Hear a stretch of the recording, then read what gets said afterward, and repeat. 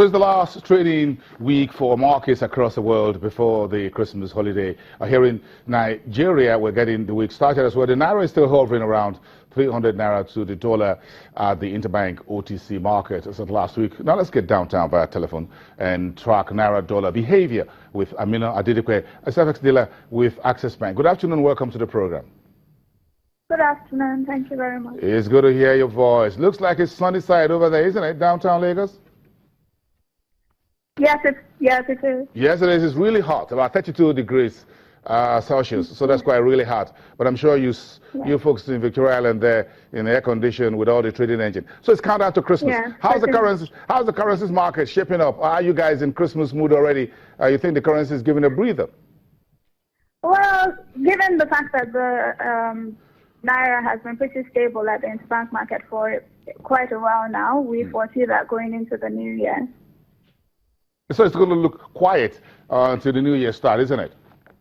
Yes, it's pretty much, at least in terms of activities, it's pretty much quiet. There isn't still, the markets are a bit quiet due to the illiquidity, and considering the levels of flows we've seen in recent times, it's pretty much been quiet. I would say that the only activity we're seeing would be today, what the CBN has announced that there will be another SMIS session, which we expect to take place before the end of the week. So that's given some level of activity this week anyway, into the holiday period, as you said. Yeah, is it traditionally quiet after getting close to Christmas? Of course, we understand this is a different year, isn't it? I mean, this is the year when the central bank introduced a flexible exchange rate in June. So we haven't seen this type of Christmas FX market before. It's always been different before. So this is totally different for you, isn't it? Well, pretty much. It's not exactly different, because even before the implementation of the flexible exchange rate regime and before the fixed exchange rate regime, this was pretty much what operated.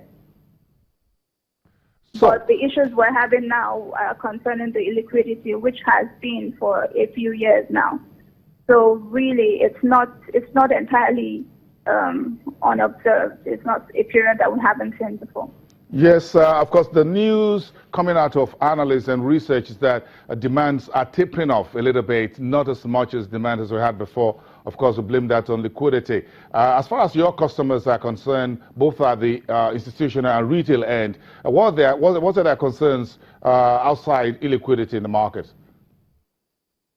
Well, aside from the illiquidity, I would say that in terms of where we see the exchange rate in the should I say medium term? In the short term, we see it being left at these levels, but in the medium to long term, there are uncertainties as to what the future holds for in terms of the exchange rate. So you see a lot of them interested in these sales, particularly where they can hedge their exposures, both in the short term and also in the medium to long term. So you see customers being interested in forwards and futures, as the case may be.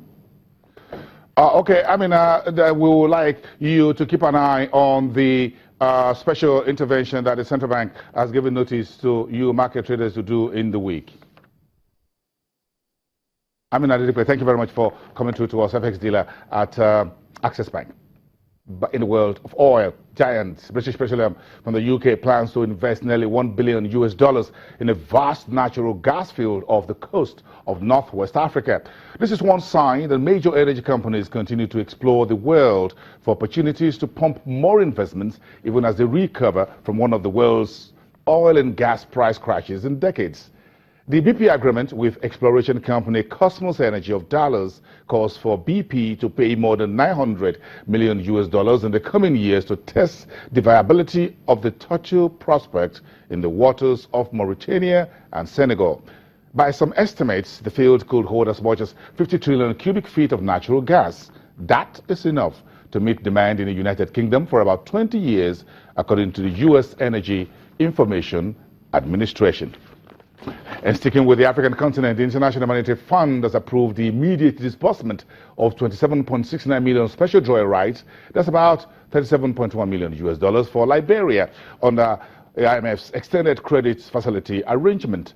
This will bring total disbursements under the arrangement, or the ECF, to 96.9 million SDR for the West African country.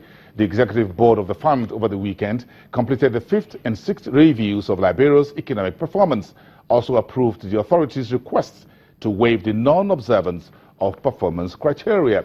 IMF also approved the authorities' requests to provide more access under the program by 27.69 million special drawing rights, of which 12.9 SDR would be directed to the budget, and to extend the program until November the 18th, 2017.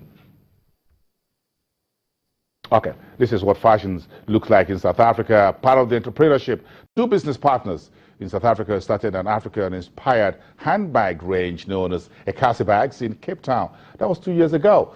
2 years later, 2016 that is, the bags are now being sought after by a number of clients looking for fashionable African accessories, both locally and from other parts of the world. The Pan-African market, located on Long Street in South Africa's coastal city of Cape Town, offers a range of African arts, crafts and heritage, with over 30 stalls and shops that sell various souvenirs and crafts from parts of Africa. Abbas Mazu and Tuleka Duzi are here marketing their handmade African print bags in a tiny shop. ATG Ekasi handbags come in bright and bold colored African fabric, mostly sourced from Ghana. The fabric is usually combined with others like South Africa's Ishiwashu cloth that's traditionally worn by the Xhosa community. The pair first met when Abbas, a Ghanaian, was working as a tailor, making alterations in clothes for residents in Guletu, a township in the city. Tuleka, who is from South Africa, was working as a cabin crew attendant at the time.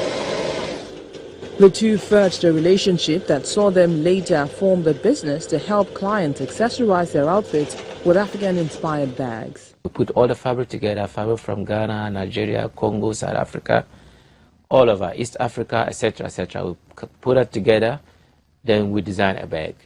So, and the bag is for all occasions. Whatever you wear, you don't even need to choose the color, because almost every bag suits whatever you wear. The business was started in 2014 with help from Small Business Development Agency, which provides non-financial support to small cooperatives and enterprises in the country and links them to global partners.